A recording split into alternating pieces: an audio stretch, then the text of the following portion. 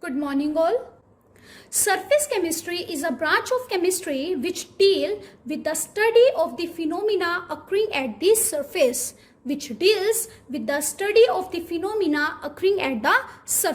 For example, writing with the chalk on the board. It is a phenomena which is occurring at the surface. Now, to understand this chapter, let us see some terms. First of all, let's see what do you mean by absorption. Absorption is a phenomena in which one substance enter into another substance and get uniformly distributed throughout the bulk of another substance. For example, when sponge put inside the beaker containing water, then water distributed uniformly throughout the bulk. Such phenomena is known as absorption. Another example of absorption is when we dip biscuit in tea. And next example is chalk in water. Next term is absorbate. Absorbate means the substance which is being absorbed. See, in this, water is being absorbed. So, water is absorbate. And next term is absorbent. The substance which absorbs. Absorbent is the substance which absorbs. So, in this, sponge is absorbing the water. So, sponge will be absorbent. Now, let's come to the point, that is, what do you mean by adsorption? What do you mean by adsorption? Let me ask you a question. Whenever we are writing on the board, can we call this absorption? No. Because in this, one substance, that is board, the other substance, that is chalk, accumulate on the surface only, not in the bulk. Such phenomena is known as adsorption. So, adsorption is the phenomena in which one substance accumulate on the surface of another substance. One substance accumulate on the surface of another substance. For example, silica gel. Maybe you all have seen in the box of new pair of shoes, small pouches of silica gel. What is the role of silica gel? It absorbs moisture present in the box on its surface. It will absorb moisture present in the box on its surface. Second example is chalk on board. Whenever we are writing with the chalk on board is the example of adsorption. Next term is adsorbate.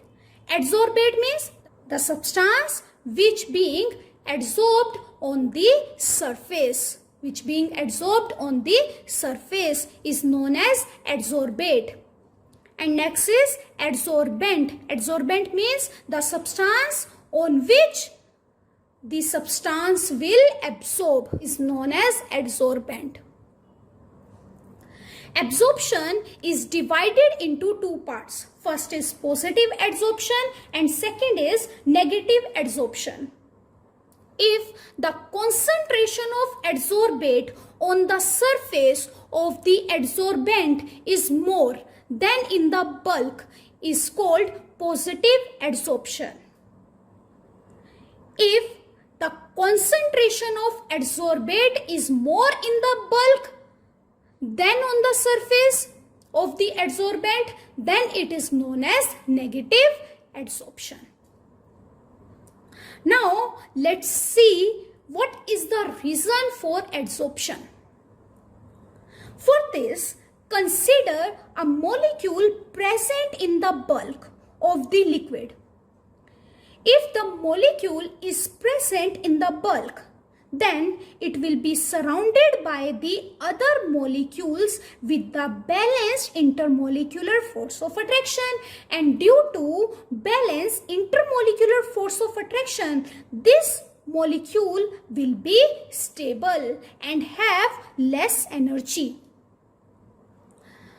Now consider a molecule which is present on the surface of the liquid. Now, as you can see in this, the molecule is not surrounded by from all the side. Now, as you can see in this molecule is not surrounded from all the side, means upper side is vacant. So, it will experience the unbalanced intermolecular force of attraction, and due to this, the molecule will be unstable and have high energy. Now, in order to get stable or to balance the unbalanced forces, it will attract the other species from outside on the surface and balance the unbalanced force. And balance the unbalanced force. And due to this, adsorption occurs. In adsorption phenomena, when surface molecule holds the other species,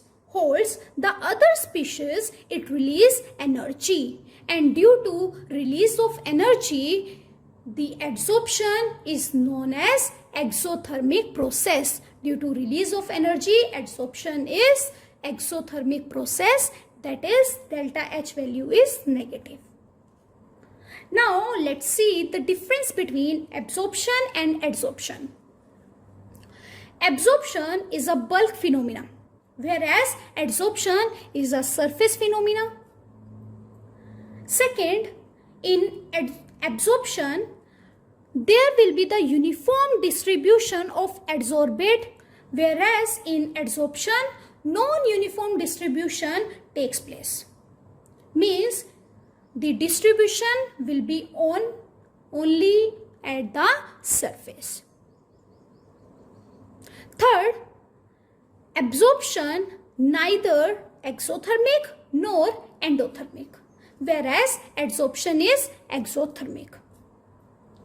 Fourth, in absorption, rate of absorption remains same throughout the process, whereas in adsorption, its rate is high in the beginning and then decreases. This is due to the vacant space availability in the beginning of the reaction.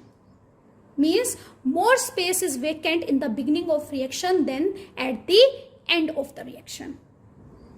So due to this, the rate is high in the beginning and then decreases.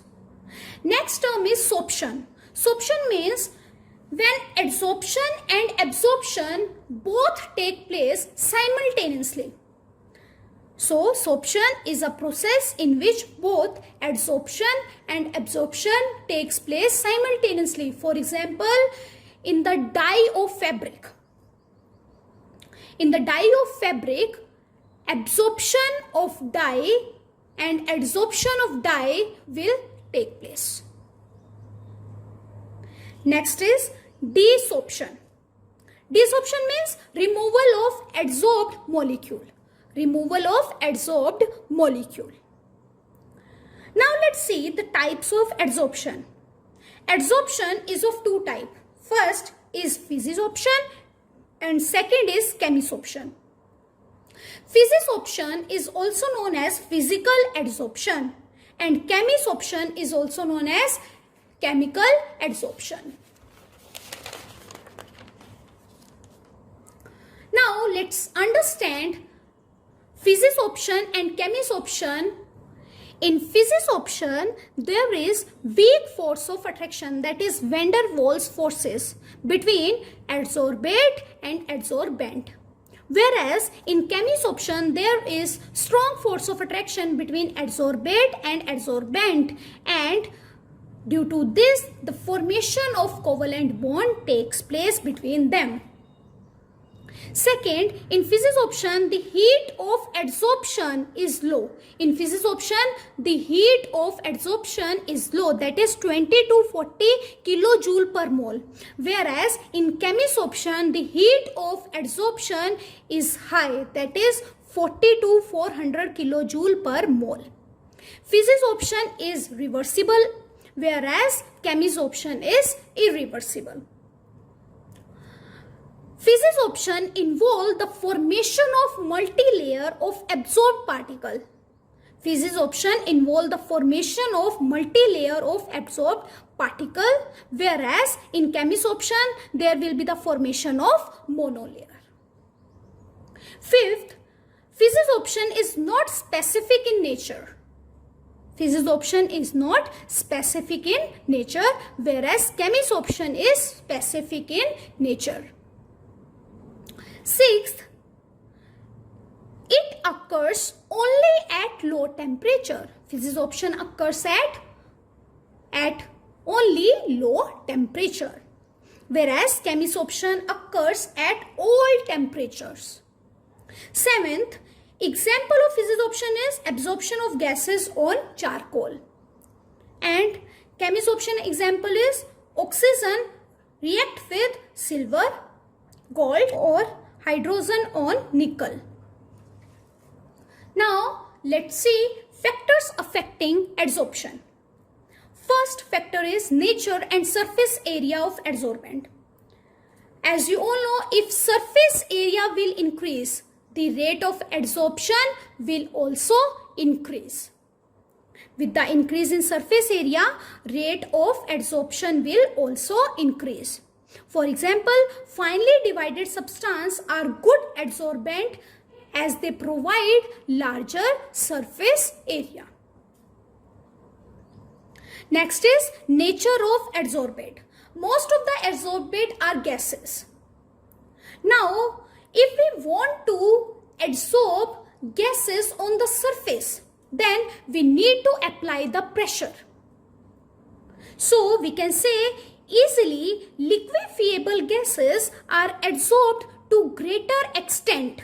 Easily liquefiable gases are adsorbed to greater extent. Easily liquefiable gases means having high tendency to become liquid. Like whenever we will apply the pressure, the gas will convert into liquid, and easily liquefiable gases will convert easily into liquid, which in turn should have greater intermolecular force of attraction. Higher the critical temperature, more easily gas can be liquefied. Higher the critical temperature, more easily gas can be liquefied. Now, what is critical temperature? For a liquefaction of gases, certain minimum temperature is required. Above this temperature, gas cannot be liquefied. This is called critical temperature. Fourth is temperature.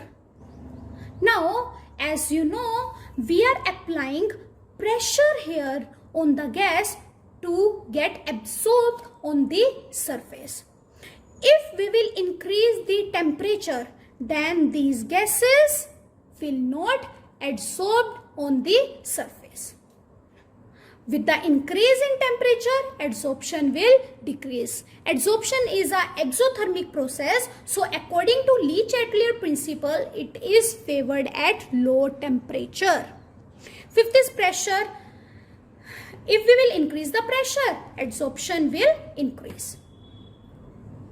Next topic is Freundlich adsorption isotherm. Isotherm means at constant temperature. Freundlich adsorption isotherm. According to Freundlich, the extent of adsorption of a gas, the extent of adsorption of a gas per unit mass of adsorbent is depend upon the pressure of the gas, where X is the amount of adsorbate adsorb, where X is the amount of adsorbate, or you can say gas adsorb, and m is the mass of adsorbent. M is the mass of adsorbent. A graph drawn between extent of adsorption and the pressure of gas at constant temperature is called Freundlich isotherm. A graph drawn between extent of adsorption and pressure of gas at constant temperature is called Freundlich adsorption isotherm. Whenever we will draw a graph between x by m and pressure at constant temperature, we will get a graph like this, which is known as Freundlich isotherm. Initially, as we will increase the pressure, x by m will also increase. This is due to the presence of more surface area.